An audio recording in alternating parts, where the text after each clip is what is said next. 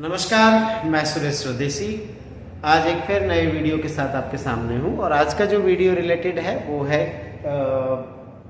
NCERT की जो book Rajasthan board of secondary education द्वारा प्रिस्क्राइब्ड है क्लास 8 के लिए पॉलिटिकल साइंस, जिसको हम कहते हैं social and political life part 3, अर्थात ये सोशल साइंस का पार्ट है।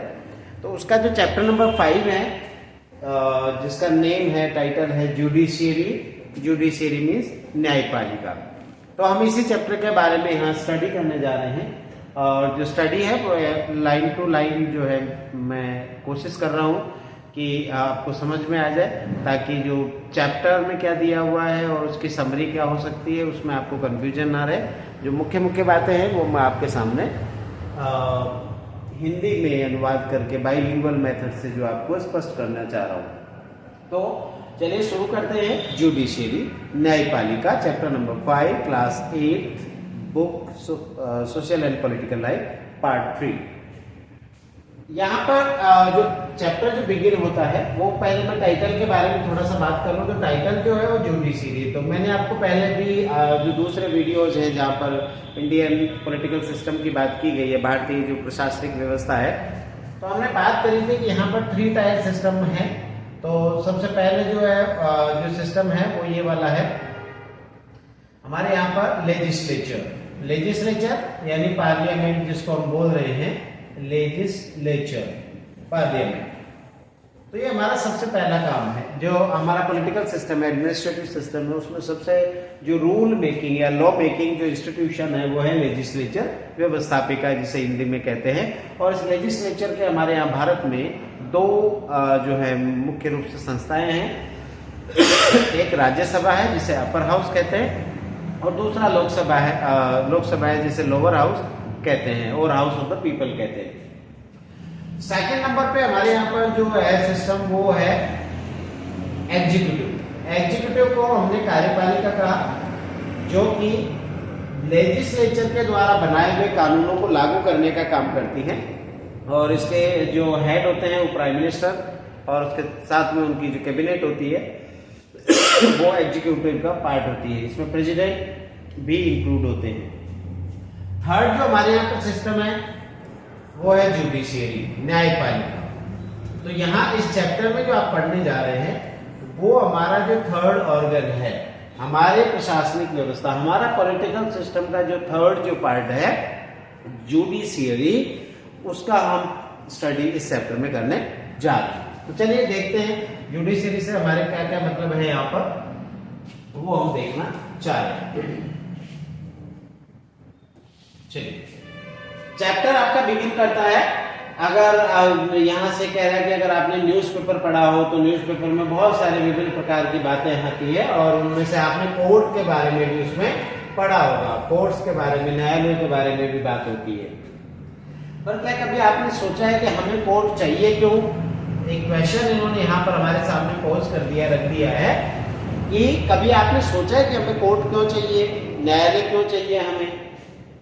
तो ये हम पहले भी पढ़ चुके हैं कि हमारे यहाँ पर रूल ऑफ लॉ है, हमारे कानून का शासन है, और इस कानून के शासन का होना तय करने के लिए जुडिशियरी का होना आवश्यक है। इसके अगर हम बात करें कि रूल ऑफ लॉ का क्या मतलब है, तो हम ये पहले दूसरे वीडियो में भी बात कर चुके हैं, और इसका सीधा सा अर्थ है कि ये जो कानून है, देश में जो कानून बनाए गए हैं, लॉज बनाए गए हैं, वो सभी लोगों पर बराबर रूप से अप्लाई होते हैं। अर्थात कोई व्यक्ति कानून के समक्ष बड़ा या छोटा नहीं है, चाहे उसकी पद प्रतिष्ठा, धन, आर्थिक स्थिति, सामाजिक स्थिति कुछ भी रही हो, बट वो लॉ के सामने, कानून के सामने बराबर है, और जो कानून है वो सब पर बराबर लागू होते हैं। एंड इसका मतलब यह भी है कि एक फिक्स प्रोसीड्योर है जिसको फॉलो किया जाता है। अगर किसी कानून का उल्लंघन किया गया, वायलेट किया गया, तो उसके लिए भी प्रोसीड्योर होता है कि जो वायलेटर है, जो कानून का उल्लंघन करता है, उसके खिलाफ कार्रवाई की जाएगी। अब ये जो कानून है, रूल ऑफ लॉ है, इसको लागू करने के लिए हमें एक जुडिशियल सिस्टम की आवश्यकता होती है, एक न्यायपालिका, न्यायिक व्यवस्था की आवश्यकता होती है, जिसमें कोर्ट एक मैकेनिज्म का पार्ट होता है, उसमें कोर्ट होना जरूरी है। As an organ of government, जैसा कि हम बात कर रहे थे कि हमारी सरकार के 3 अंग हैं, जिसमें हमने बात करी लेजिस्लेचर, एग्जीक्यूटिव और जुडिशरी। तो उसके ऑर्गन के रूप में जुडिशरी का एक बहुत ही इंपॉर्टेंट रोल है, हमारे यहाँ न्यायपालिका का बहुत इंपॉर्टेंट रोल है। अगर हम जो है इंडिया की डेमोक्रेसी की फंक्शन को प्रॉपर फंक्शन इंश्योर करना चाहते हैं, सुनिश्चित करना चाहते हैं, तो इसका बहुत बड़ा रोल है। अब एक और बात, ये इंपॉर्टेंट क्यों है? ये इंपॉर्टेंट इसलिए भी है कि जो जुडिशियरी है वो इंडिपेंडेंट है, उस पर किसी का कंट्रोल नहीं है, वो अपने आप में स्वतंत्र रूप से काम करती रहती है। तो ये भी एक बड़ा चीज है कि वो किसी के प्रभाव में न होकर के या किसी के से प्रभावित न रहते हुए अपना स्वतंत्र रूप से कार्य इंडिपेंडेंटली करती है। यहाँ पर आपके चैप्टर में कुछ क्वेश्चंस पोज किए गए हैं जो हमारी अंडरस्टैंडिंग को बढ़ाएंगे, इस पार्ट की समझ को बढ़ाएंगे।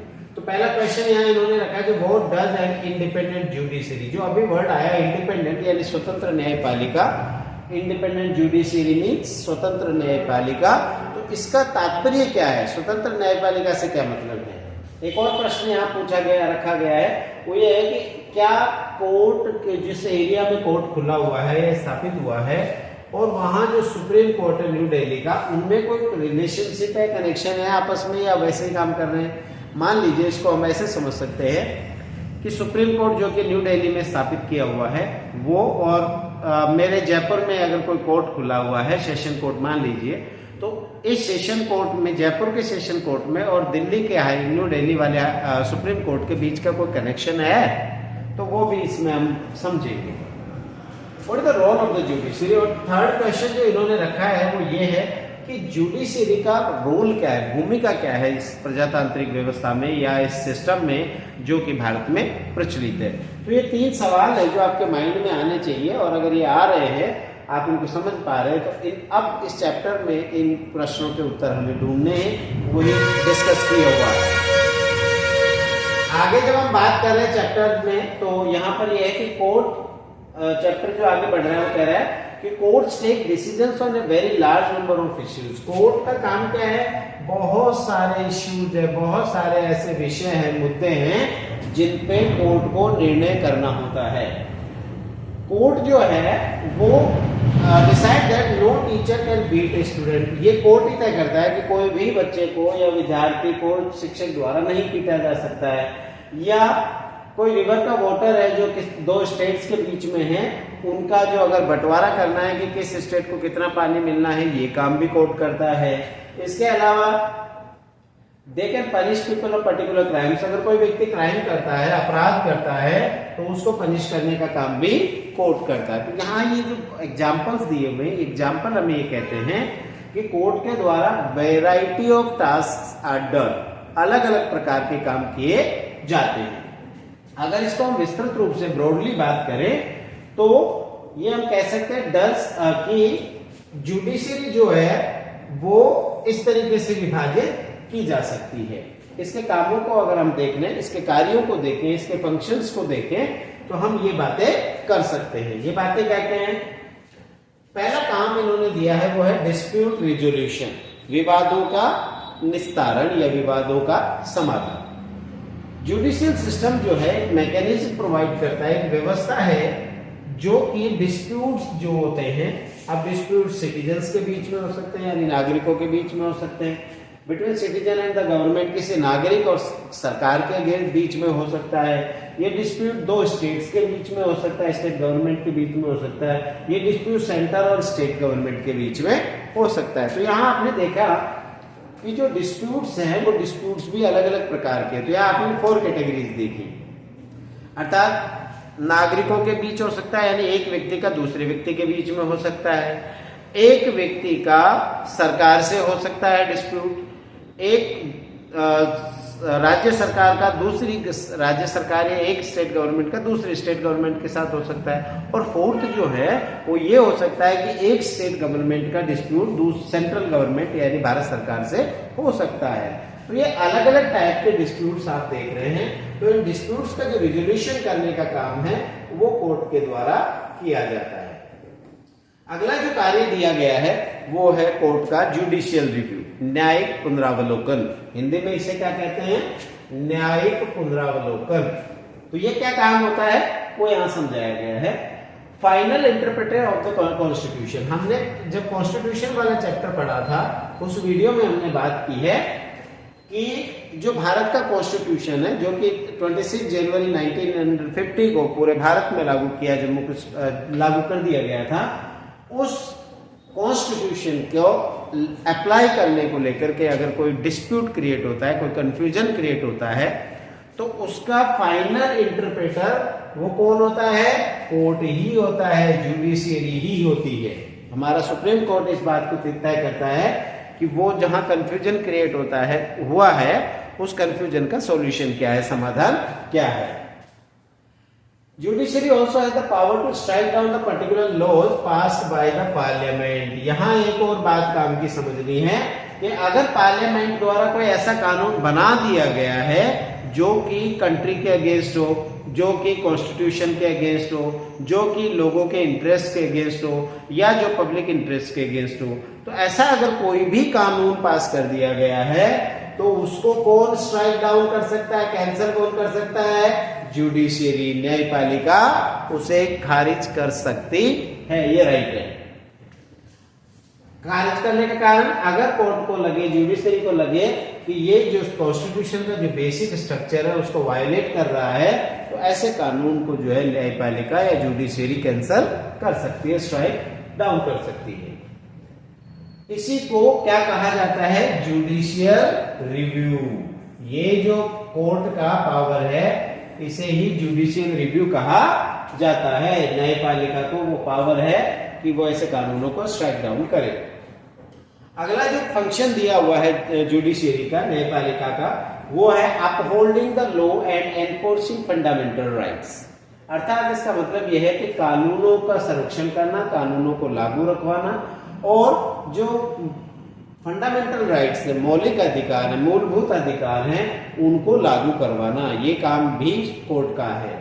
यहाँ पर इसकी डिटेल में जो दिया हुआ है वो ये है कि average citizen of India, Bharat का कोई भी नागरिक, अर्थात प्रत्येक नागरिक जो है वो सुप्रीम कोर्ट या हाई कोर्ट में जा सकता है अगर उसके फंडामेंटल राइट्स को वायलेट किया गया है, अगर उसके मौलिक अधिकारों का हनन हुआ है तो वो उसके अगेंस्ट में सुप्रीम कोर्ट या हाई कोर्ट में जा सकता है।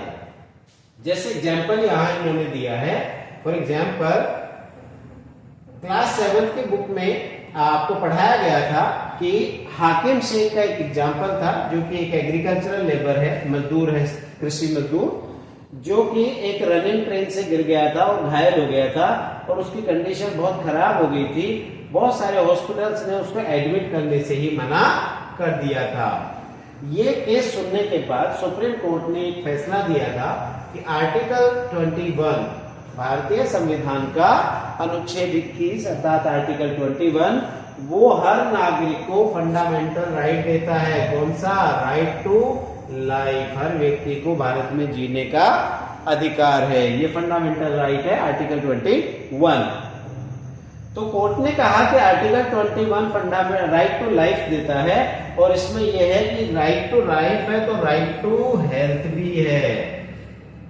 राइट टू लाइफ बिना है राइट टू हेल्थ के हो नहीं सकती। इसका मतलब ये हुआ, इन्होंने वेस्ट बंगाल गवर्नमेंट को कोर्ट ने ऑर्डर दिया, डायरेक्ट किया कि उसकी जो कंपनसेशन हुआ है, जो उसको सफर हुआ है, वो उसका कंपनसेशन गवर्नमेंट को देना है, वेस्ट बंगाल गवर्नमेंट को देना है। और come up with a blueprint for primary health care with a particular reference to treatment of patients during the emergency। और उसको ये भी कहा गया कि आप वो ब्लूप्रिंट भी लेकर आइए कि आप अपने राज्य में, अपने स्टेट में नागरिकों को किस प्रकार से जो है प्राइमरी जो हेल्थ केयर है वो किस तरीके से प्रोवाइड करवाते हैं, उनका ट्रीटमेंट इमरजेंसी आपातकाल में कैसे प्रोवाइड करवाते हैं। तो ये कोर्ट का फंक्शन यहां पर रहा। पश्चिम Bengal Khet Mazdoor Samiti versus state of West Bengal, ये केस था जिसका डिस्क्रिप्शन आपने क्लास 7 में पढ़ा होगा। तो ये उसी का डिसीजन रहा। आगे आपके चैप्टर में जब हम चलते हैं तो वहां सुप्रीम कोर्ट ऑफ इंडिया की बात की गई है। सुप्रीम कोर्ट ऑफ इंडिया क्या चीज है? The supreme court was established on 28 January 1950, the day India became a Republic. और 26 जनवरी को इंडिया रिपब्लिक हुआ था। Predecessor the federal court of India, इससे पहले भारत में जो सुप्रीम कोर्ट की जगह कौन सा कोर्ट काम कर रहा था, फेडरल कोर्ट ऑफ इंडिया, जो कि 1937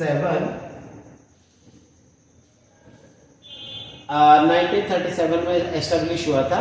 यहाँ पर थोड़ा डेटा मिसमैच हो रहा है, 1937। और ये इसकी जो लोकेशन थी वो चैम्बर ऑफ प्रिंसेस थी, पार्लियामेंट हाउस में, वहां पर ये अपना इसका ऑफिस था, इसका एस्टेब्लिशमेंट था।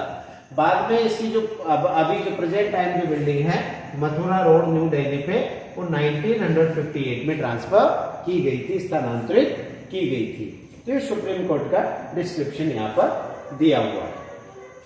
यहाँ दो एक बात और मैं बता दूं आपको, जो इंडियन जुडिशरी सिस्टम है, वो इंडियन जुडिशरी सिस्टम ऐसा है कि हमारे यहाँ पर टॉप पे जो देश का सबसे बड़ा कोर्ट है वो है सुप्रीम कोर्ट, जिसका हेडक्वार्टर अभी आपने देखा न्यू दिल्ली में है, ये सबसे ऊपर है।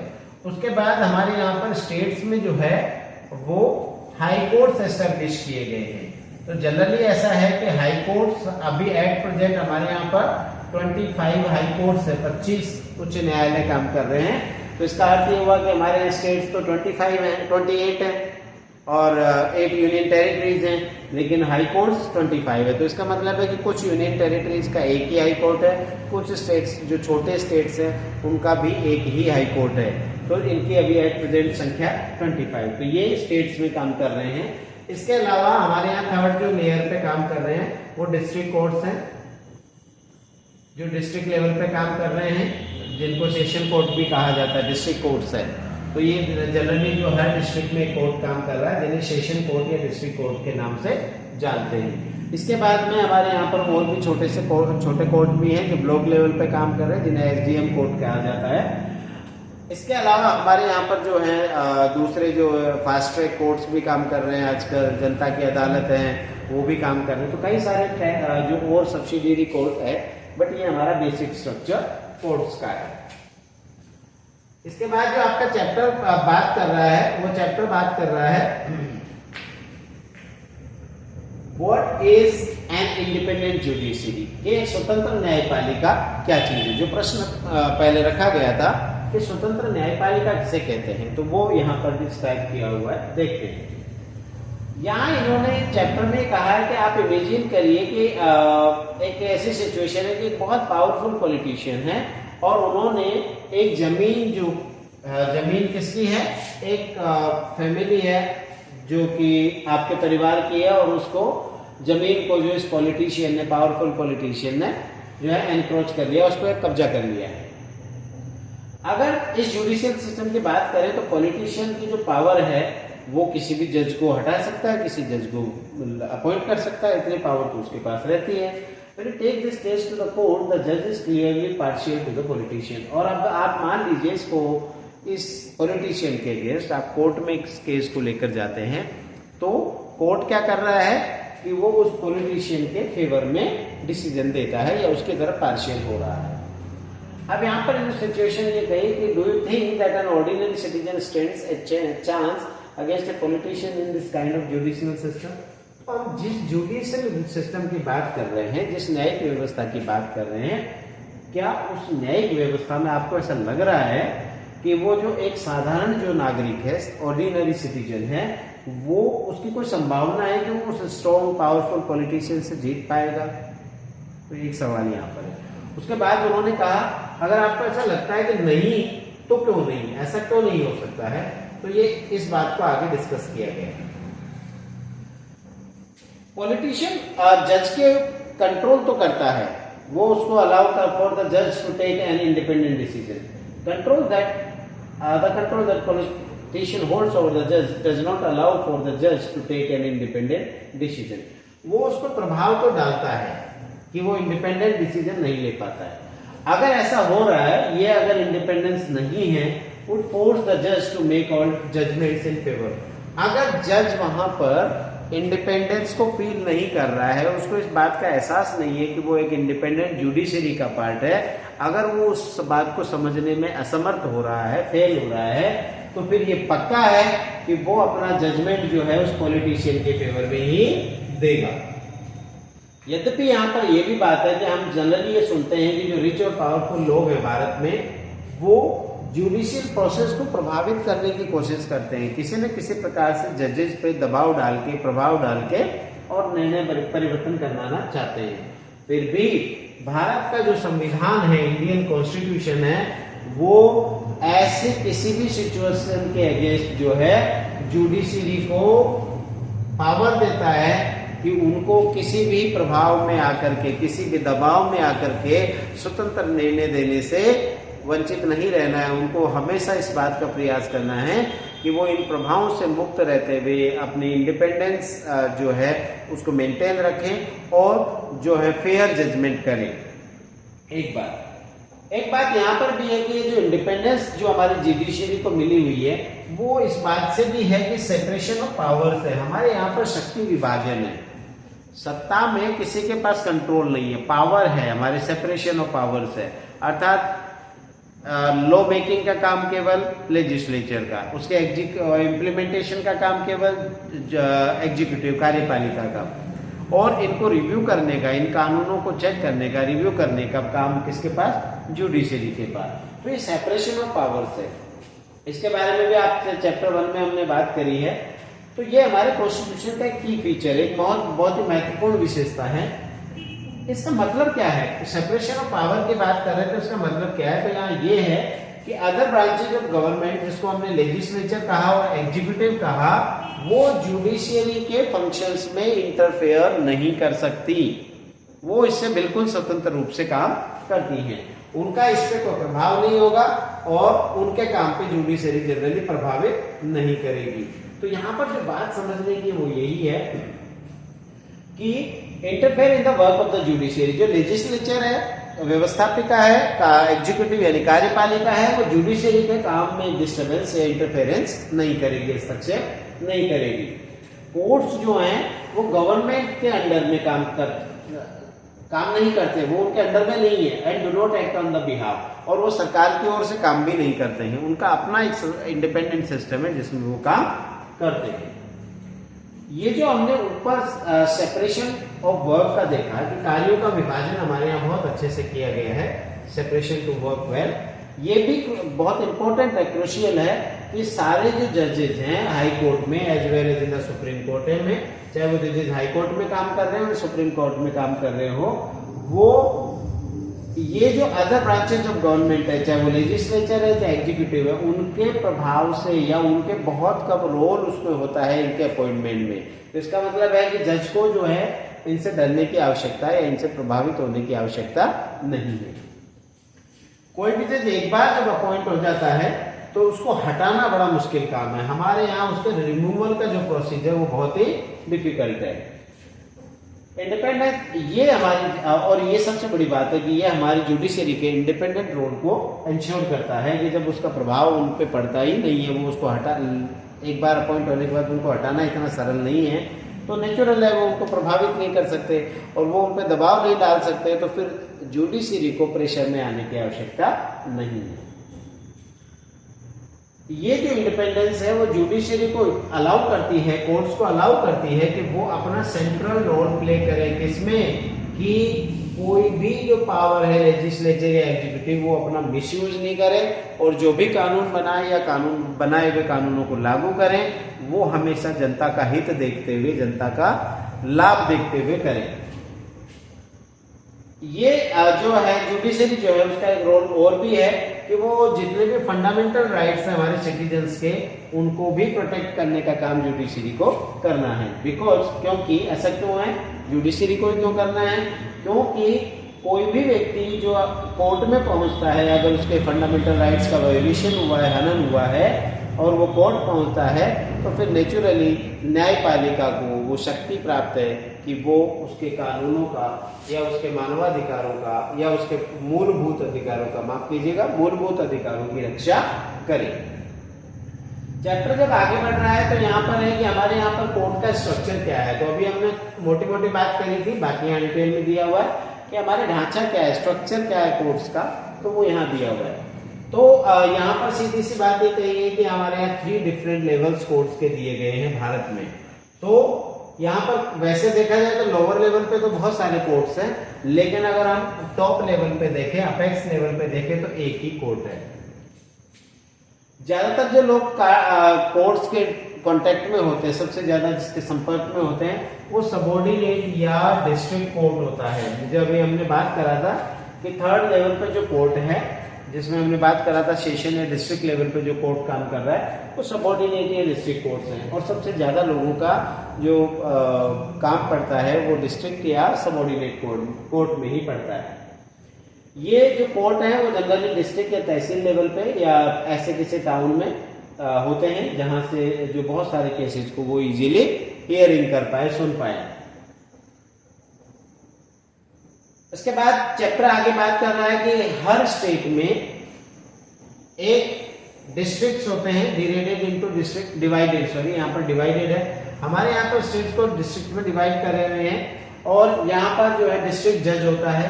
तो जो कोर्ट है डिस्ट्रिक्ट लेवल पे जो कोर्ट है, उसका जो हेड होता है वो डिस्ट्रिक्ट जज कहलाता है हर स्टेट में। तो हमने सबसे पहले बात करी डिस्ट्रिक्ट कोर्ट जो लोअर निचले स्तर पे है, डिस्ट्रिक्ट कोर्ट। सेकंड जो कोर्ट की बात कर रहे हैं हम, जो कि स्टेट लेवल पे बात हो रहा है, अगर हम ऊपर से आते हैं तो सुप्रीम कोर्ट, हाई कोर्ट और डिस्ट्रिक्ट कोर्ट, और अगर हम नीचे से ऊपर की तरफ चल रहे हैं तो सबसे नीचे डिस्ट्रिक्ट कोर्ट डिस्ट्रिक्ट लेवल पर है, उसके ऊपर स्टेट लेवल पर हाई कोर्ट है, उच्च न्यायालय, हिंदी में क्या कहते हैं इसे, उच्च न्यायालय। और ये किसी भी स्टेट का हाईएस्ट कोर्ट होता है, सबसे ऊपर का कोर्ट माना जाता है, न्यायालय होता है। अगर टॉप मोस्ट करें, भारत का सबसे बड़ा कोर्ट की बात करें, तो वो सुप्रीम कोर्ट है, और ये न्यू दिल्ली में एस्टेब्लिश है। और इसका जो चीफ जस्टिस होता है, मुख्य न्यायाधीश होता है, उसको भारत का मुख्य न्यायाधीश के नाम से जाना जाता है। इंग्लिश में कहें तो चीफ जस्टिस ऑफ इंडिया। जो सुप्रीम कोर्ट जो भी डिसीजन देता है, वो सारे कोर्ट्स, इंडिया में जितने भी कोर्ट्स हैं इसके अंडर में, उन सब पे बाइंडिंग होता था, उन सब पे लागू होता है। तो ये स्ट्रक्चर था हमारे यहाँ पे कोर्ट्स का। यहाँ पर एक इमेज दी हुई है, इमेज क्या है, peace and justice strong institution sustainable development goal 500। तो ये यूएनडीपी के गोल हैं, यूनाइटेड नेशंस डेवलपमेंट प्रोग्राम जो है यूएनडीपी, जो कि संयुक्त राष्ट्र संघ अर्थात यूनाइटेड नेशंस ऑफ जो ऑर्गेनाइजेशन है, यूनाइटेड नेशंस ऑर्गेनाइजेशन यूएनओ, उसकी एक शाखा है, ब्रांच है यूएनडीपी। उसके द्वारा ये मैसेज दिया गया है कि पीस एंड जस्टिस, शांति और न्याय जो है वो बहुत ही स्ट्रॉन्ग इंस्टीट्यूशंस है, और इसका एक गोल भी रखा गया है कि ये सभी नागरिकों तक मिलना चाहिए। तो गोल 500। आगे जो कोर्ट के स्ट्रक्चर की बात की गई थी, lower to the highest level is such that it resembles a pyramid, कि यहाँ पर एक आपके बुक में पिरामिड भी दिया हुआ है कि जो ये पिरामिड की तरह नजर आता है इस तरीके से। तो हम ये देखते हैं कि ऊपर जो है आपका सुप्रीम कोर्ट है, तो वो सिंगल है, फिर स्टेट बीच में ये जो थोड़ा वाइडन है, तो हमारे यहाँ पर जो हाई कोर्ट्स हैं, एससी हाई कोर्ट जो कि 25 है, ये एक ही है। और इसके निचले स्तर पे चूंकि एक्सपेंड हो रहा है, विस्तृत हो रहा है, तो यहाँ कोर्ट्स की संख्या बहुत अधिक है, और ये है डिस्ट्रिक्ट कोर्ट्स। तो ये एक पिरामिड स्ट्रक्चर में दिया हुआ है, पिरामिड की तरह है। और इसका जो डिस्क्रिप्शन अपन ने ऊपर बात कर ही ली है, तो ये डायग्राम में दिखाया हुआ है। आगे बात जो की गई है वो ये की गई है कि high courts were first established in 3 presidencies of cities. अगर हम बात करें कि भारत में कोर्ट स्थापना का काम कब से हुआ, तो सबसे पहले अगर हम बात करें तो 1862 जो साल निकल के आता है 1862, तो ब्रिटिश रूल के टाइम पर है। और उस समय जो ब्रिटिशर्स भारत में रूल कर रहे थे, तो उस समय 3 मुख्य केंद्र हुआ करते थे, जिनको प्रेसिडेंसीज के नाम से जाना जाता है। तो ये जो 3 प्रेसिडेंसीज थी, जिनके नाम हैं कैलकाटा प्रेसिडेंसी, बॉम्बे प्रेसिडेंसी और मद्रास प्रेसिडेंसी, तो यहाँ पहली बार जो है 3 हाई कोर्ट स्थापित किए गए थे 1862 1862 में। तो ये हमारे हाई कोर्ट एस्टेब्लिशमेंट का मामला। उसके बाद में जो 4th हाई कोर्ट आया वो दिल्ली में स्थापित हुआ 1966 में। और अभी एट प्रेजेंट जो है 25 हाई कोर्ट्स हैं। और अगर आप सब सवाल ये भी बनता है कि जो सबसे बाद में बना है वो तेलंगाना में जो बना है वो नया हाई कोर्ट बना है। पंजाब एंड हरियाणा जो है, यहाँ जो कुछ फैक्ट्स हैं एग्जाम पॉइंट ऑफ व्यू से, वो ये है कि पंजाब और हरियाणा का एक ही हाई कोर्ट है एट चंडीगढ़, जो कि चंडीगढ़ में सिचुएटेड है, और ये चंडीगढ़ जो यूनियन टेरिटरी है उसके लिए भी काम करता है। नॉर्थ ईस्टर्न स्टेट्स हैं जिनमें आसाम, नागालैंड, मिजोरम और अरुणाचल प्रदेश, इन चारों स्टेट्स का एक ही हाई कोर्ट है जो कि गुवाहाटी हाई कोर्ट के नाम से जाना जाता है। तो आप देख रहे हैं कि किस तरीके से 25 ही हाई कोर्ट हैं 28 राज्यों में और 8 केंद्र शासित प्रदेशों में, यूनियन टेरिटरीज में। उसका रीजन यहाँ है कि कुछ के लिए कॉमन हाई कोर्ट या काम कर रहे हैं। आगे जो है 1 जनवरी 2019 को हैदराबाद जो हाई कोर्ट था वो पहले काम कर रहा था, और अब जो है वहां पर जो चूंकि 2013 में तेलंगाना नए राज्य बन गया था, 2014 सॉरी, तो उसके बाद में अभी जो है 1 जनवरी 2019 से अमरावती और तेलंगाना हाई कोर्ट दोनों अलग अलग हो गए हैं। तेलंगाना के लिए हैदराबाद और आंध्र प्रदेश के लिए अमरावती में हाई कोर्ट काम कर रहे हैं। तो इसी वजह से अभी जो नंबर ऑफ हाई कोर्ट्स हैं वो 25 है। कुछ हाई कोर्ट की बेंचेज भी होती हैं, जो स्टेट्स बड़े हैं वहां पर उनके बेंचेज भी एस्टेब्लिश की गई हैं ताकि लोगों को अपने नियर अबाउट ही, ज्यादा दूर नहीं जाना पड़े न्याय के लिए, तो उसके लिए बेंचेस एस्टेब्लिश की गई हैं, तो जो कि ज्यादा ग्रेटर एक्सेसिबिलिटी लोगों को एक्सेसिबिलिटी प्रोवाइड करता है। राजस्थान की बात करें तो राजस्थान में जो मेन सीट है हाईकोर्ट, राजस्थान हाईकोर्ट की, वो जोधपुर में है और उसकी एक बेंच जो है जयपुर में भी काम कर रही है। तो ये बेंचेज भी है। इमेज यहाँ पर एक दी हुई है जो कि हाईकोर्ट ऑफ मद्रास की है, और एक हाईकोर्ट ऑफ पटना की इमेज भी आपके बुक में दी हुई है। आगे चैप्टर जो बात कर रहा है वो बात कर रहा है कि जो कोर्ट्स के डिफरेंट लेवल्स हैं, चाहे वो नेशनल लेवल का हो, स्टेट लेवल पे हाई कोर्ट्स हैं या डिस्ट्रिक्ट लेवल पे डिस्ट्रिक्ट कोर्ट्स हैं, तो ये क्या एक दूसरे से कनेक्टेड। तो हमने पहले भी बुक में सवाल को देखा कि क्या ये एक दूसरे से कनेक्टेड हैं, तो उसका आंसर यहाँ पर है कि यस दे आर, हाँ ये आपस में कनेक्टेड हैं। भारत में बात करें तो इंटीग्रेटेड जुडिशियल सिस्टम है, हमारे जो न्यायपालिका है वो आपस में कनेक्टेड है। ऐसा नहीं है कि सुप्रीम कोर्ट अलग काम कर रहा है, डिस्ट्रिक्ट कोर्ट्स अलग काम कर रहे हैं, या हाई कोर्ट या उच्च न्यायालय अलग काम कर रहे हैं, ऐसा नहीं है। ये सब मिलकर के ही काम करते हैं। इसका मीनिंग ये भी है कि जो डिसीजंस हायर कोर्ट्स के द्वारा दिए जाते हैं वो लोअर कोर्ट्स पे लागू होते हैं। अर्थात किसी एक मुद्दे पर अगर सुप्रीम कोर्ट ने कोई फैसला दे दिया है तो अब जो लोअर कोर्ट्स हैं उनके ऊपर वो जो डिसीजन है वो मान्य हो जाता है, बाइंडिंग हो जाता है। इस बात को अगर हम दूसरे तरीके से समझें तो ये भी कह सकते हैं कि हमारे यहाँ पर अपीलेट सिस्टम भी है, अपील करने की व्यवस्था भी है। अपील करने की व्यवस्था क्या है कि मान लीजिए मुझे डिस्ट्रिक्ट कोर्ट में मैंने कोई पिटीशन फाइल किया, मैंने कोई केस मैं लेकर गया और डिस्ट्रिक्ट कोर्ट ने मुझे मेरे अगेंस्ट में कोई निर्णय दे दिया। अब मेरे पास क्या रास्ता रहता है, तो मैं इस निर्णय, डिस्ट्रिक्ट कोर्ट का जो निर्णय है, इस निर्णय के विरुद्ध में उससे हाई कोर्ट में यानी हाई कोर्ट में पेश कर सकता हूं। तो ये भी यहाँ पर अपीलेट सिस्टम है जो ये बताता है कि भारत की न्याय व्यवस्था इंटीग्रेटेड है, एकीकृत है, एक साथ काम करती है। यहाँ कुछ और बातें भी दी गई है, वो बातें क्या है, वो ये हैं, let us understand what we mean by the appellate system. तो ये उसी को समझाने का काम है कि एक केस को ट्रैक करके यहाँ समझाया गया है कि किस तरीके से अपीलेट सिस्टम काम करता है। तो यहाँ एक केस है, मुकदमा दायर हुआ स्टेट यानी दिल्ली सरकार versus Laxman Kumar and others, जो कि 1985 में ये केस फाइल हुआ, और लोअर कोर्ट से ये केस जो है वो कहां पर गया, सुप्रीम कोर्ट में दायर। तो इस केस में क्या मैटर हुआ वो सारी बातें यहाँ पर दिखाई गई है। 1980 में क्या होता है कि लक्ष्मण कुमार नाम का एक व्यक्ति है और वो 20 साल की एक महिला के साथ, जिसका नाम था सुधा गोयल, उसके साथ शादी होती है एंड वो एक दिल्ली के फ्लैट में रहते हैं। लक्ष्मण के भाई भी वहां रहते हैं और उनकी फैमिलीज भी उसी फ्लैट में रहती हैं। 2 दिसंबर 1980 को सुधा की मृत्यु हो जाती है अस्पताल में, और उसका कारण था कि वो जली हुई थी।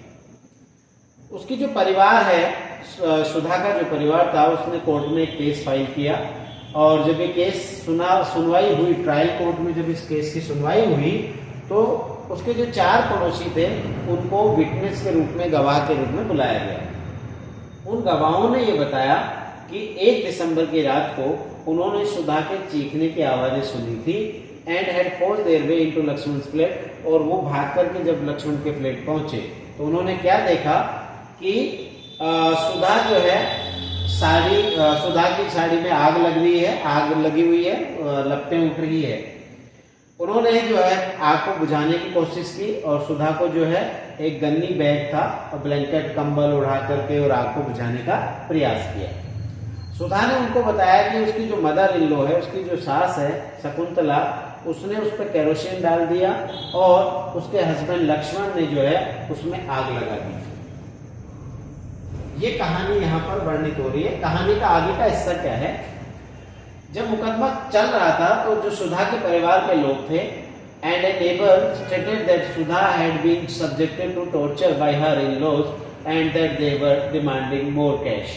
तो बाद में सुधा के परिवार के लोगों ने और उसके पड़ोसी ने ये आरोप लगाया, ये बात भी बताया कि सुधा जो है उसको टॉर्चर किया जा रहा था उसके ससुराल पक्ष के द्वारा, इन-लॉज के द्वारा, ताकि वो अपने घर से और ज्यादा पैसे लाए, स्कूटर लेके आए, फ्रिज लाए, on the birth of the first child, पहला जो बच्चा पैदा हो रहा है सुधा के यहाँ, उस समय वो और पैसा कैश दे, स्कूटर दे और फ्रिज दे। जब ये बात हो रही थी, Laxman and his mother stated, जो इस आरोप के अगेंस्ट में लक्ष्मण और उसकी मां ने बताया कि सुधा की साड़ी जो है वो एक्सीडेंटली बाई चांस से उसमें आग लग गई थी जब वो दूध गर्म कर रही थी। इन सब के आधार पे और जो और एविडेंस थे उसके आधार पे ट्रायल कोर्ट ने माना कि लक्ष्मण और उसकी मां शकुंतला और उसके जो भाई थे अर्थात सुधा के जो देवर जेठ थे सुभाष चंद्र देवर, उसने जो है तीनों ने जो है उनको दोषी माना, इनको पांचों को दोषी माना, तीनों को, और इनको मौत की सजा सुना दी। ट्रायल कोर्ट के द्वारा इनको मौत की सजा सुनाई गई। तो यहाँ पर ये आप समझ रहे हैं कि जो अपीलेट सिस्टम है वो किस तरीके से काम करता है। इस स्टोरी के थ्रू हमें बहुत इजीली समझ में आएगी। तो पहला काम हुआ कि ट्रायल कोर्ट में मुकदमा गया और ट्रायल कोर्ट में जब हियरिंग हुई तो उस हियरिंग में दोनों पक्षों ने अपनी अपनी बात कही, और उस बात कहने के आधार पे ट्रायल कोर्ट ने जो है निर्णय दिया कि जो लक्ष्मण और उसका परिवार है वो दोषी है और उनको मौत की सजा सुना दी। नवंबर 1983 में क्या होता है कि जो तीनों जो अक्यूज थे जिन पे आरोप साबित हुआ वो हाई कोर्ट में चले गए। ट्रायल कोर्ट के अगेंस्ट उन्होंने कहां पर अपील करी? हाई कोर्ट जो इससे ऊपर का कोर्ट है। इस वर्डिक्ट यानी इस ट्रायल कोर्ट के निर्णय के विरुद्ध वहां पर अपना केस फाइल किया। हाई कोर्ट ने सुनवाई करने के बाद और जो सारे वकील जो थे उन्होंने तय किया कि Sudha had died due to an accidental fire caused by the kerosene stove. तो वहां पर हाई कोर्ट में ये सिद्ध कर दिया गया कि सुधा की जो मृत्यु हुई वो एक्सीडेंटल आग पकड़ने से हुई केरोसिन के स्टोव पे। लक्ष्मण, शकुंतला और सुभाष चंद्र जो है उनको एक्विटेट कर दिया गया। अब यहाँ पर एक और भी बात आपको बताई गई है। चैप्टर आपका कह रहा है कि आपने 7th की बुक में एक फोटो ऐसे भी देखा होगा जहां महिलाओं का आंदोलन हुआ था। उसमें आपने किस तरीके से 1980s में जो महिला ग्रुप थे across the country spoke out against Dogri death, जो दहेज के लिए जो हत्याएं की जा रही थी, भारत में हत्याएं हो रही थी, उनके अगेंस्ट में उन्होंने बहुत सारे आंदोलन किए थे।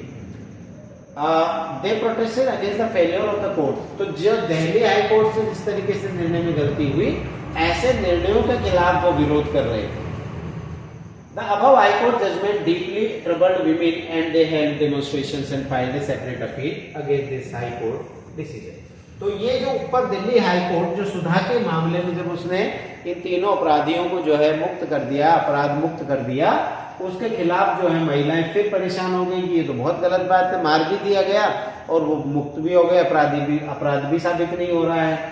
तो उन्होंने हाई कोर्ट के निर्णय के खिलाफ सुप्रीम कोर्ट में केस फाइल किया। इन महिला संगठनों द्वारा, विमेन ऑर्गेनाइजेशन द्वारा ये केस जो है वहां पर फाइल किया। और केस फाइल करने वाला संस्थान कौन था? Indian federation of women lawyers के द्वारा। तो अब आपने समझा, सबसे पहले ट्रायल कोर्ट में केस जाता है, ट्रायल कोर्ट ने तीनों को अपराधी माना और उनको मौत की सजा दी। उसके बाद वो तीनों अपराधी जो हैं उससे ऊपर वाले कोर्ट में यानी हाई कोर्ट में जो है केस फाइल करते हैं और वहां से वो जो है फ्री हो जाते हैं, उनको अपराध मुक्त कर दिया जाता है। फिर इस बात से, इस निर्णय के खिलाफ जो है महिला संगठन जो एक्टिव होते हैं और उन्होंने इसका प्रोटेस्ट किया। और प्रोटेस्ट करने के बाद जो Indian federation of women lawyers था, उन्होंने उस निर्णय, हाई कोर्ट के निर्णय के खिलाफ कहां पर केस फाइल किया? सुप्रीम कोर्ट में। तो अब आप समझ रहे हैं कि सबसे नीचे ट्रायल कोर्ट, फिर उसके बाद हाई कोर्ट, फिर सुप्रीम कोर्ट। तो यानी एक कोर्ट के डिसीजन के अगेंस्ट हाई कोर्ट में जाया जा सकता है। ये हमारे इंटीग्रेटेड सिस्टम को शो करता है, इंटीग्रेटेड जुडिशियल सिस्टम। चलिए इस कहानी में आगे क्या हो रहा है वो देखते हैं।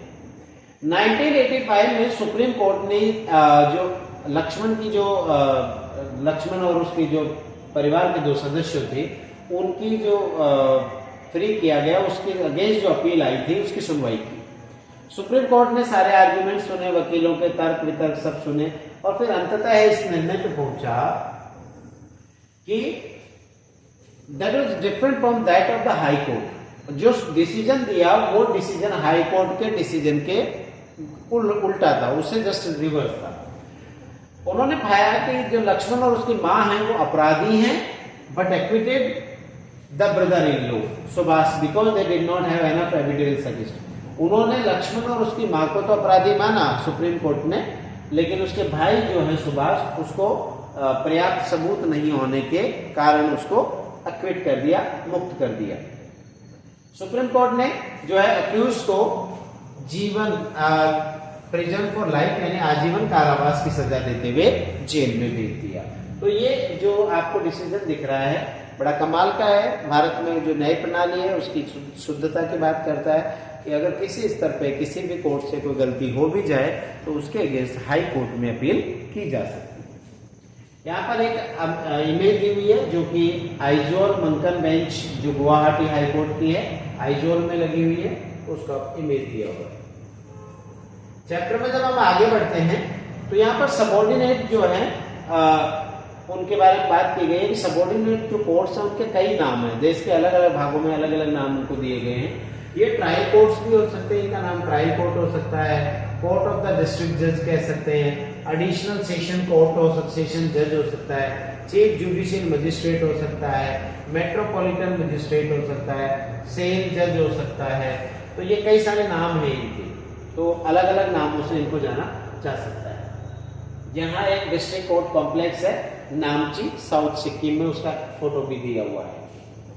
चैप्टर में जब हम आगे पढ़ रहे हैं तो यहाँ पर जो अगला क्वेश्चन इन्होंने जो रखा है वो है what are the different branches of the legal system.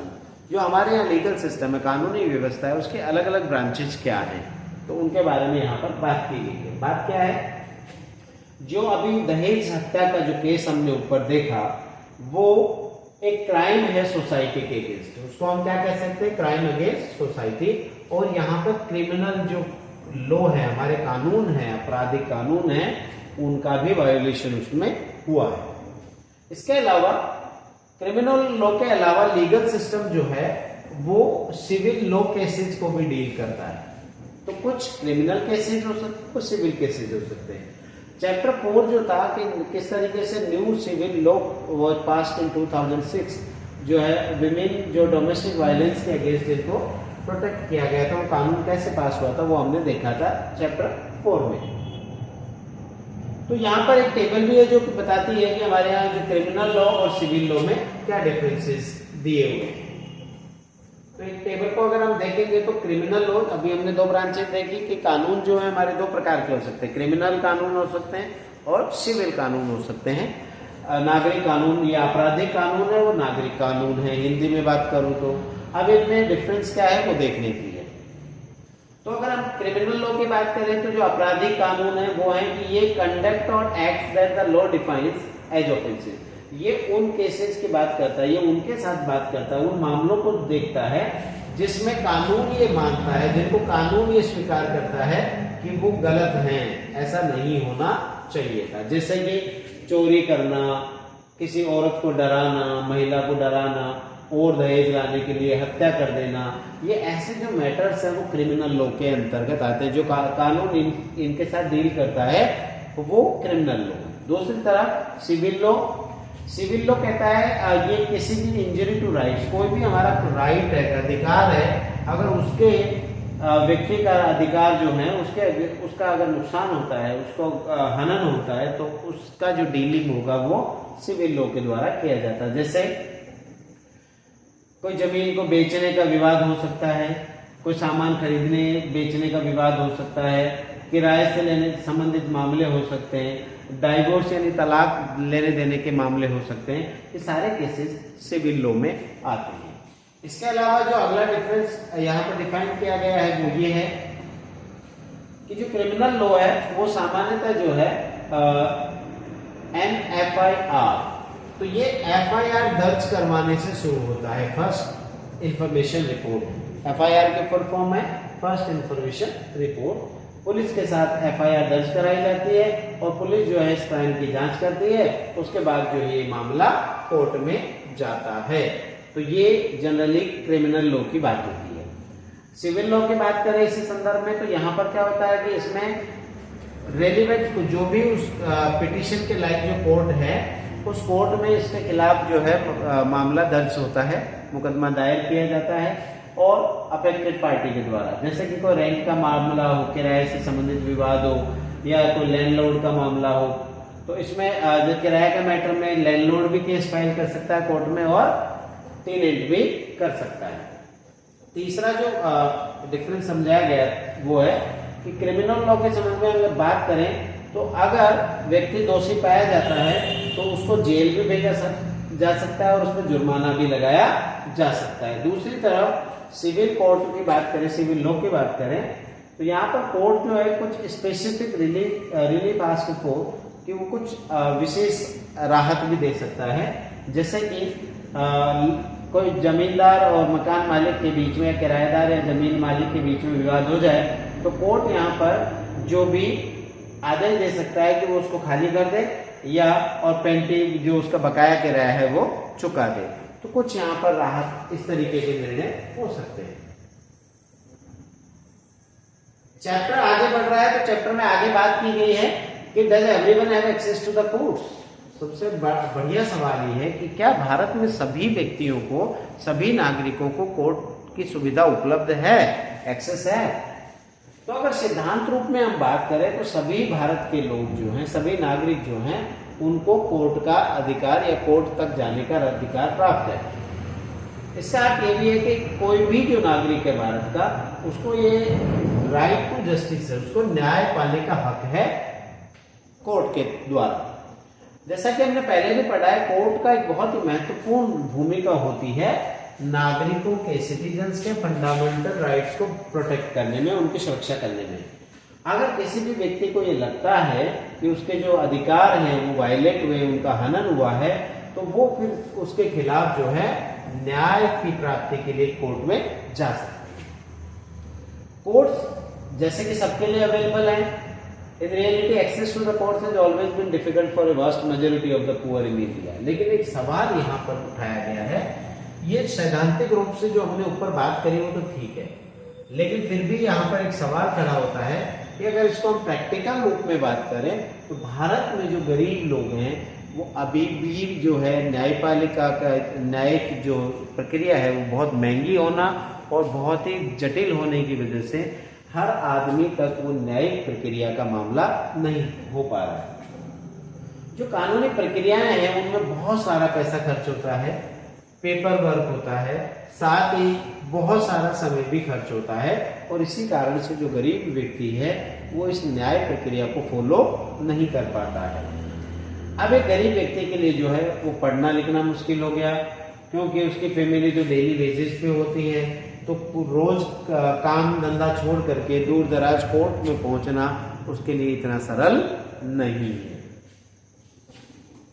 तो ये इसके दोनों पक्षों पे बात की गई। आगे चैप्टर कहता है कि अगर हम इसका जवाब दें तो सुप्रीम कोर्ट जो है वो 1980s में उसने क्या करा, एक ऐसा मैकेनिज्म डेवलप किया कि पब्लिक इंटरेस्ट लिटिगेशन PIL, एक नई अवधारणा कोर्ट लेकर आया सुप्रीम कोर्ट, जिसने न्याय की व्यवस्था को या न्यायिक एक्सेस से लोगों तक न्याय पहुंचे उसको आसान किया। इस PIL पब्लिक इंटरेस्ट लिटिगेशन के द्वारा क्या हुआ कि कोई भी व्यक्ति या संगठन जो है वो हाई कोर्ट या सुप्रीम कोर्ट में किसी भी व्यक्ति की तरफ से जिसके अधिकारों का हनन हुआ है उसकी तरफ से केस फाइल कर सकता है।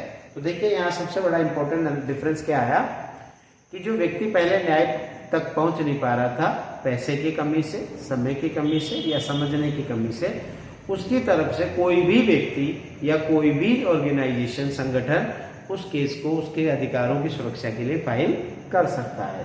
तो सुप्रीम कोर्ट का ये बहुत ही अच्छा निर्णय रहा जो कि लोगों के न्याय तक पहुंच को सुनिश्चित करता है। लीगल प्रोसेस जो है वो ग्रेटली सिंप्लीफाइड, उसको भी बहुत सिंपल करने की कोशिश की गई और a letter or a telegram addressed to the Supreme Court or the High Court could be treated as a PIL। और देखो बड़ी मजेदार बात है कि इसमें बहुत सारा पेपर वर्क ये करने की जरूरत ही नहीं रखी। सुप्रीम कोर्ट ने कहा कि कोई भी व्यक्ति जो है वो एक लेटर लिख दे या सुप्रीम कोर्ट या हाई कोर्ट को टेलीग्राम भी भेज देगा तो उसको ये कोर्ट किस रूप में मान लेगा, PIL के रूप में एक्सेप्ट करेगा और उसकी जो प्रोसीजर जो है न्यायिक प्रोसीजर है उसको स्टार्ट कर देगा। स्टार्टिंग जो थे 1980s की हम बात कर रहे हैं तो स्टार्टिंग शुरुआत की जो समय था PIL जो है large number of issues such as rescuing bonded labour from inhuman work conditions, तो इसका बहुत यूज हुआ और वो यूज कहाँ हुआ, बहुत सारे मुद्दे जैसे कि जो बंधुआ मजदूर हैं जिनको गैर मानवीय कार्यों की परिस्थितियों में लेकर जा रहा था वहां से उनको बचाना या उनसे जहाँ अमानवीय परिस्थितियों में काम करवाया जा रहा था वहां से उनको छुड़वाने में PIL काम आई। इसके अलावा जो प्रिजनर्स बिहार में थे जिनको जो है जेल में रखा गया था, उनका पनिशमेंट पूरा होने के बाद भी, उनकी सजा पूरी हो जाने के बाद भी जेल में रखा जा रहा था, तो उनको मुक्त कराने में भी PIL ने बहुत अच्छी भूमिका निभाई। चैप्टर में आगे जो है वो कुछ और बातें दी हुई है, वो एक्स्ट्रा बातें हैं तो हम देख लेते हैं क्या क्या है। तो यहाँ ये आपसे कह रहा है कि मिड डे मील के बारे में तो आपने सुना होगा, जो कि गवर्नमेंट स्कूल या गवर्नमेंट एडेड स्कूल्स में बच्चों को खाना खिलाने के काम में आती है। तो aided schools in because of a PIL, ये आपको पता होना चाहिए कि ये PIL की वजह से ही जो है चालू हुई। तो यहाँ पर कुछ फोटोग्राफ दिए गए हैं, उन फोटोग्राफ्स में कुछ बातें लिखी हुई है। फोटोग्राफ तो दिए हुए हैं, फोटोग्राफ के साथ साथ उनके नीचे बातें लिखी हुई है। तो क्या है इमेज 1, पहले फोटो में क्या दिया हुआ है, 2001 में राजस्थान में सूखा पड़ा, ओडिशा में सूखा पड़ा और इसका नतीजा क्या हुआ कि भोजन की जो फूड की जो है शॉर्टेज हो गई, लाखों लोगों को खाना नहीं मिल पाया। इमेज 2 क्या दिखा रही है, उसी समय गवर्नमेंट ने जो है गोडाउन्स अनाज से भरे हुए थे। तो देखिए दो विपरीत परिस्थितियां हैं, एक तरफ राजस्थान और ओडिशा में लोगों को खाने को अनाज नहीं मिल रहा और दूसरी तरफ सरकार के जो गोडाउन है, गोदाम है, वो अनाज से भरे हुए हैं और जनरली जब वो भरे हुए हैं और उनका यूज नहीं हो रहा है तो उनको चूहे खा रहे हैं। तो एक परिस्थिति मनुष्यों को खाने के लिए अनाज नहीं मिल पा रहा, दूसरी तरफ गोदाम भरे हुए हैं और चूहे उनको खा रहे हैं। तीसरी जो इमेज है वो क्या बता रही है, सिचुएशन ऑफ हंगर, ये जो भुखमरी की स्थिति थी, हंगर अमंगस्ट प्लेंटी, आपके पास पर्याप्त अनाज है फिर भी भुखमरी है। तो ऐसी परिस्थिति में एक ऑर्गेनाइजेशन था, एक संगठन था जिसका नाम था people's union of civil liberties या PUCL, उसने सुप्रीम कोर्ट में एक PIL दायर की, PIL लगाई। इसमें कहा गया कि फंडामेंटल राइट जो है, राइट टू लाइफ जो है आर्टिकल 21, वो ये कहता है कि राइट टू फूड भी तो है उसमें, कि लोगों को जीने का हक तो है लेकिन खाने का हक भी तो है। अब सरकार के पास अनाज भरा हुआ है, चूहों को तो खिला रही है और मनुष्यों के लिए नहीं दे रही है, तो ये कहां तक सही था। इसमें यह भी कहा गया that it did not have adequate funds was shown to be wrong because the godowns were overflowing with the grain, क्योंकि सरकार के द्वारा ये बताया जाना कि उनके पास पैसा नहीं है, फूड नहीं है, तो ऐसा तो गलत हो गया, फूड नहीं है क्योंकि उनके अनाज से तो गोदाम भरे हुए ओवरफ्लो हो रहे हैं। तो सुप्रीम कोर्ट ने ये कहा कि सरकारों की, ये स्टेट या सरकार की जिम्मेदारी है कि वो लोगों को खाने के लिए अनाज उपलब्ध कराए सभी लोगों तक। तो ये भी एक बात हुई। इमेज फोर्थ जो है वो क्या कह रही है, चौथी पिक्चर में क्या बताया गया है, उसमें बताया गया है गवर्नमेंट को कोर्ट ने डायरेक्ट किया, निर्देशित किया कि वो लोगों को और एम्प्लॉयमेंट प्रोवाइड करवाए, रोजगार प्रोवाइड करवाए, उनको फूड प्रोवाइड करवाए और चीपर प्राइसेस पे करवाए राशन शॉप्स के थ्रू। अर्थात जो लोगों को पहले तो रोजगार दिया जाए, दूसरी बात है उनको फूड भी दिया जाए और वो भी सस्ती दरों पे राशन शॉप्स के माध्यम से। और उसके अलावा ये भी तय हुआ था कि बच्चों को स्कूल में जो है मिड डे मील प्रोवाइड कराया जाए, मध्याह्न भोजन उपलब्ध कराया जाए। इसके लिए जो है फूड कमिश्नर स्थापित लगाए गए, जिनका काम था कि वो इस गवर्नमेंट की स्कीम्स को जो है वो अच्छे तरीके से लागू हो, इस बात को सुनिश्चित करें और इस बात पर रिपोर्ट पेश करें। तो आपने देखा कि पीआईएल ने कितना बढ़िया या कितना अच्छे तरीके से, प्रभावशाली तरीके से भारत में काम किया है। चैप्टर में आगे जो है वो जुडिशियरी, न्यायपालिका के बारे में कुछ और बातें की गई हैं। वो क्या बातें हैं देख लेते हैं। कॉमन मैन जो है, कॉमन आदमी जो है, उसकी कोर्ट जो है वो न्याय के लिए उसकी एक्सेस है, कोर्ट में वो जा सकता है। कोर्ट जो है एक क्रूशियल रोल प्ले करता है, एक महत्वपूर्ण भूमिका अपनी निभाता है कि फंडामेंटल राइट जो है सिटीजन्स, उनको एक्सप्लेन करने में, उनके इंटरप्रिटेशन में। जैसा कि हमने ऊपर वाले केस में भी देखा, कोर्ट जो है उन्होंने आर्टिकल 21 को दो तरीके से, हमने दो बातें देखी। एक जगह उन्होंने राइट टू हेल्थ की बात करी थी, राइट टू लाइफ में, और यहाँ पर हमने देखा कि राइट टू लाइफ की बात होने के साथ उन्होंने कहा कि भैया राइट टू लाइफ बोलना सफिशिएंट नहीं है, उसमें राइट टू फूड भी इंक्लूड है, राइट टू हेल्थ भी इंक्लूड है, वो आप दीजिए ताकि वो व्यक्ति आराम से अपना जीवन जी सके। तो यहाँ पर ये बड़ी अच्छी भूमिका इनकी रहती है। इस तरीके से यहाँ पर कोर्ट ने जो है, न्यायालय ने जो है स्टेट को ये आदेश दिया कि वो कुछ ऐसे कदम उठाए जिससे लोगों को भोजन प्राप्त हो सके, जिसमें कि मिड डे मील स्कीम भी शामिल। इसी तरीके से there are also court judgment that people believe. तो इसके अलावा भी बहुत सारे कोर्ट्स के निर्णय ऐसे हैं जहां पर लोगों को लगा कि वो best interest of the common person, की लोगों के हित में, आम आदमी के हित में अच्छे प्रकार से कोर्ट ने डिसीजन दिया। For example, activists who work on the issues concerning the right to shelter and housing for the poor believe that the recent judgments on eviction are a far cry from earlier judgments. तो यहाँ पर जो बहुत सारे कार्यकर्ता, activist जो काम कर रहे हैं कौन से मुद्दों पे, राइट टू शेल्टर, वो ये कहते हैं कि राइट टू लाइफ है तो राइट टू शेल्टर भी होना चाहिए। कि जो देश में रहने वाले जो नागरिक है, गरीब लोग हैं जो कि हाउसिंग अफोर्ड नहीं कर पा रहे, उनके रहने की व्यवस्था भी तो करनी है गरीबों के लिए। तो उनका ये मानना है, इन एक्टिविस्ट का मानना है कि जो वर्तमान में जो जजमेंट दिए गए हैं, जो आए हैं, वो एक दूर की चीज है और ये बहुत सारे पहले के निर्णयों के परिणाम स्वरूप ही ऐसा हुआ है। जो अभी निर्णय हुए हैं वो स्लम ड्वेलर्स है, जो झुग्गी झोपड़ी में रहने वाले लोग हैं, as an encroacher in the city. तो वो टेंड टू व्यू, वो ऐसे मान रहे हैं कि जो स्लम ड्वेलर्स है, झुग्गियों में रहने वाले लोग हैं, वो शहर पे कब्जा करके रहते हैं। और इससे पहले वाले जजमेंट थे, जैसे कि 85 में ओल्गा टेनिस का वर्सेस बॉम्बे म्युनिसिपल कॉर्पोरेशन का एक निर्णय था, केस एक बात था जिसमें बात हुई थी कि to protect the livelihoods of the slum dweller. तो उस मामले में जो झुग्गी झोपड़ियों में रहने वाले लोग हैं, उनके आजीविका को प्रोटेक्ट करने का निर्णय हुआ था इस बात में। तो यहाँ पर ये चीजें बताई गई हैं।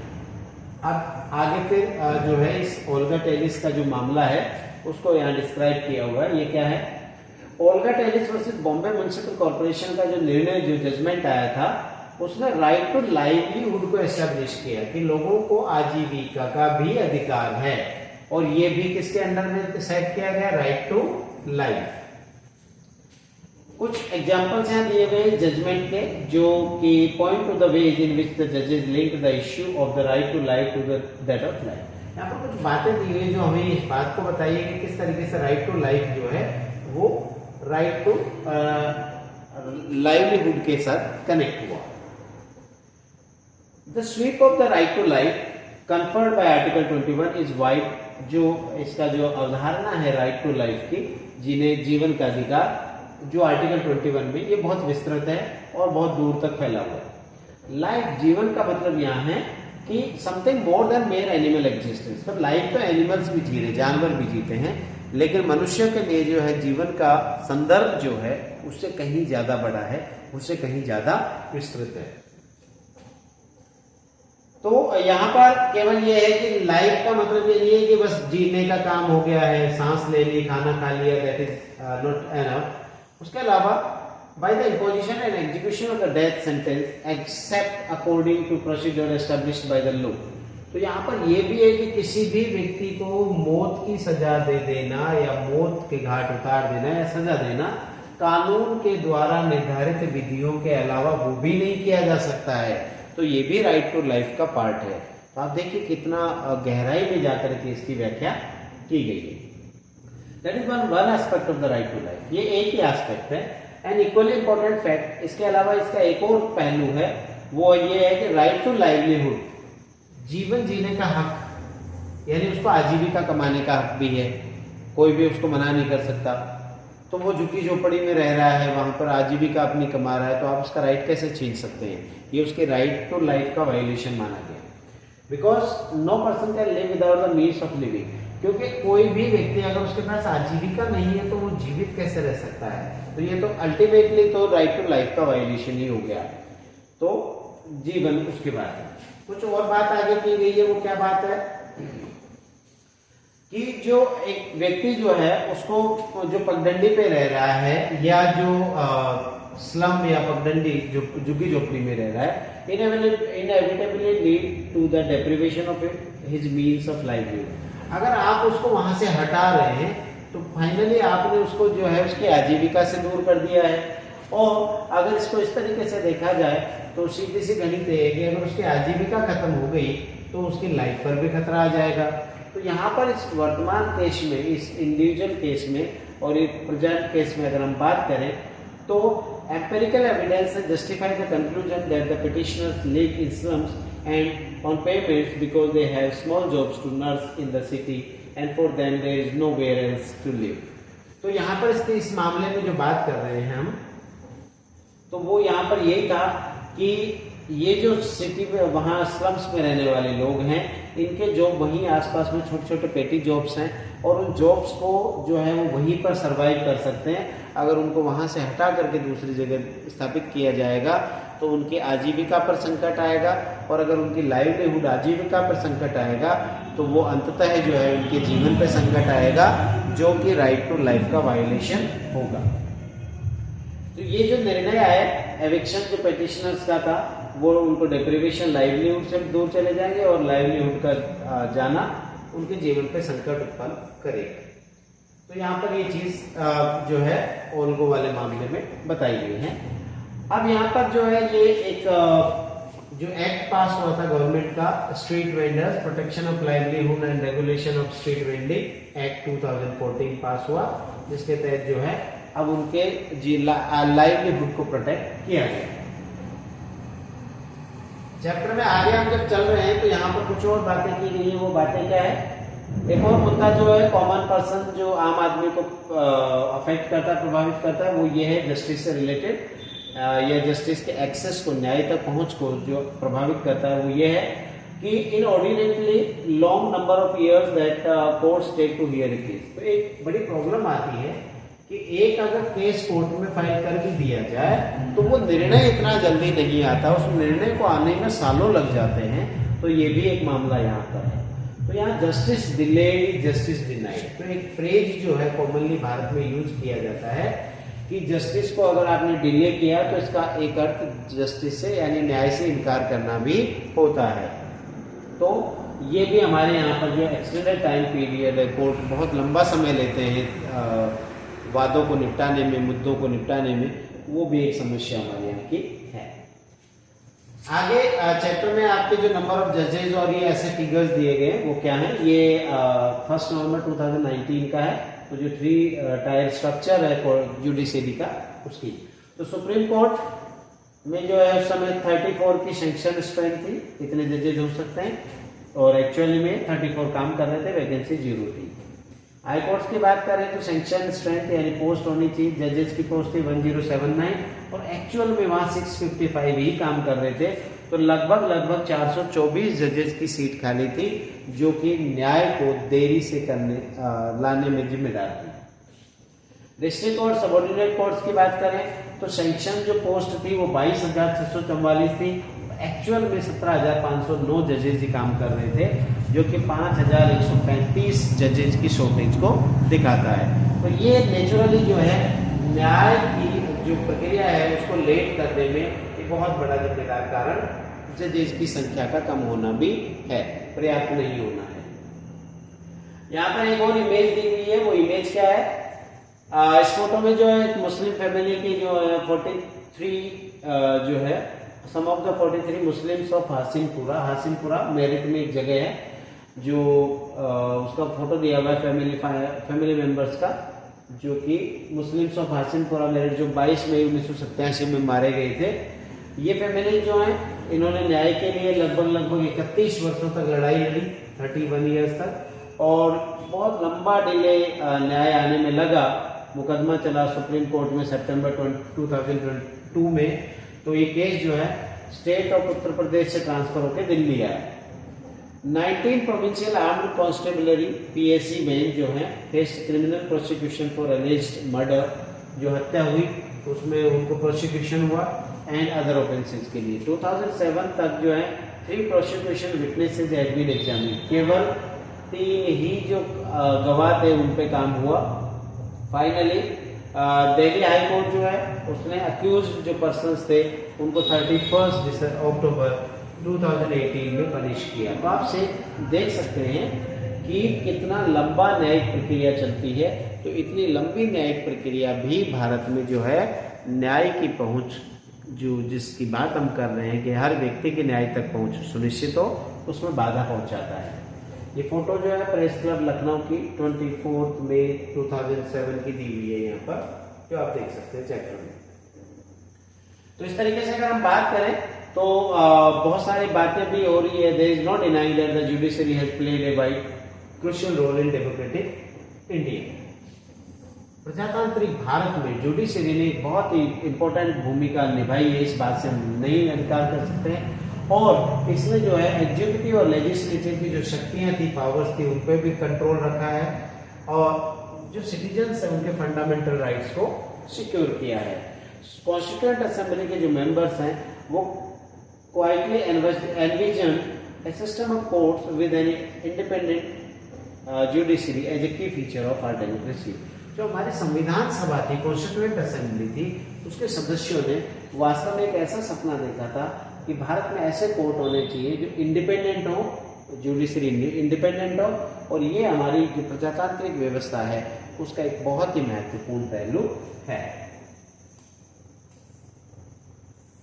तो साथियों, ये चैप्टर था आपका जुडिशरी, चैप्टर नंबर 5 क्लास 8 का, और मैंने कोशिश की है कि जो चैप्टर में जो डिस्क्रिप्शंस हैं उनको आप तक सरल भाषा में पहुंचाऊं। मैंने मेरा प्रयास किया है। फिर भी अगर कोई कमियां हैं, कोई सुधार की संभावना हो, तो आप मुझे सुझाव जरूर दीजिए, ताकि आगे आने वाले वीडियोज में मैं उनमें सुधार करूं और आप तक इसका बेहतर प्रस्तुतिकरण कर पाऊं। धन्यवाद।